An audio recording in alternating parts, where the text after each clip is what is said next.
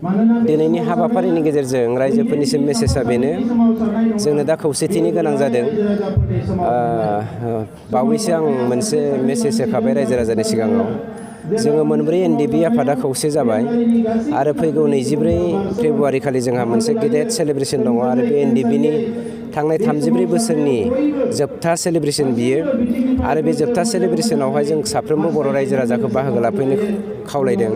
मानोना जोङो हैदिनखालिनो डिक्लेयार खालामगोन जोङो पलिटिकेलि बिटिआरआवहाय बाहागो लागोन ना बाहागो लाया, खिन्थु सम्भाबनाया बेनो बांसिन जे जों पलिटिक्सआव बाहागो लागोन आरो जोङो रावबो पलिटिकेल पार्टिनि सिङावहाय मार्चआप जायालासेनो जोङो इन्डिपेन्डेन्टलि गेलेगोन। अब्लाबो जोंहा मोनसे अपेन डोर पलिसि दङ।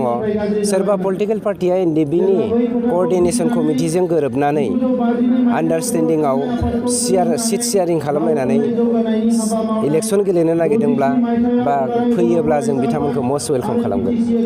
हाग्रामा महिलारि बिथाङा दि वेलकाम खालामदोंमोन एनडिबि आफादखौ बिनि सायाव मा फोरमायदों? बिथाङा वेलकाम खालामदों ना खालामाखै आं बेखौ मिथिया, खालामदोंब्ला खोब मोजां। अब्लाबो बियो फर्मेल डिसकासननिसो गोनांथि दङ। मानोना जोङो मोनसे पलिटिकेल हान्जाजों जोङो स्टेक हल्डारफोरा उइदाउट एनि एग्रिमेन्ट जोङो पलिटिकेलाव आखाइ होआ, जोङो एग्रिमेन्ट खालामनांगोन। बिथां वेलकाम खालामनायखौ जोंबो वेलकाम खालामदों, खिन्थु जोंहा माखासे कन्डिसन दङ। बे कन्डिसनखौ जाय आफादा राजखान्थियारि आफादा एक्सेप्ट खालामनो हागोन गोरलैयैनो बे आफादजों जोङो बा राजखान्थियारि हान्जाजों जोङो आन्डारस्टेन्डिंआवहाय एग्रिमेन्ट खालामलायनानै जोङो सिट शेयारिं खालामनानै फैगौ इलेक्सनाव बाहागो लानायनि जों मोनसे थिरांथा लादों। इउपिपिएलआदि एनडिबिखौ जमा गेलेगोन होननानै फोरमायदों, बे बेसेबां सैथोमोन बेसेबां नंखाय बेनि सायाव मा फोरमायदों? गासैबो राजखान्थियारि हान्जा एबा सुबुंहानो राजखान्थियाव आखाइ होनो हानाय गावबा गाव मोन्थाय दङ।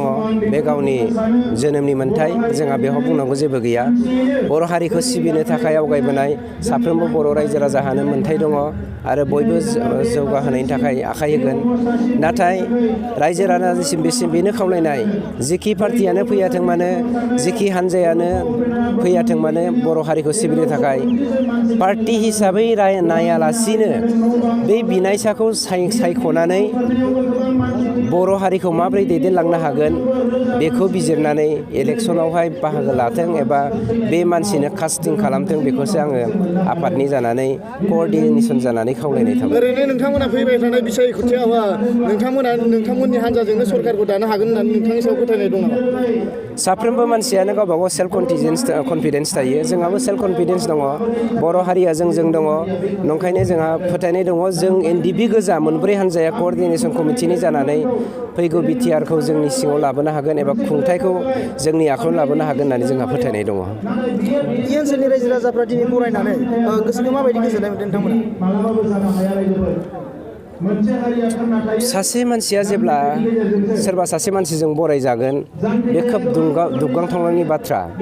नाथाय आं गाव दुबगाङालासिनो आं बरायजादों, आं बेखौ दुबगाङाखै। आं दुबगांदों बर' रायजो राजाफोरा दिनै खौसेथिखौ बरायदों आरो आं मिजिं खालामबावदों आफादनि जानानै बेखौनो बुंनो नागिरदों बर' रायजो राजाफोरा आइ आफामोना जोंनि अनसुलि बिमामोना जेरै जोंखौ बरायदों खौसेथिखौनो बिदि बरायबावथों होननानै आं मिजिं खालामबाय।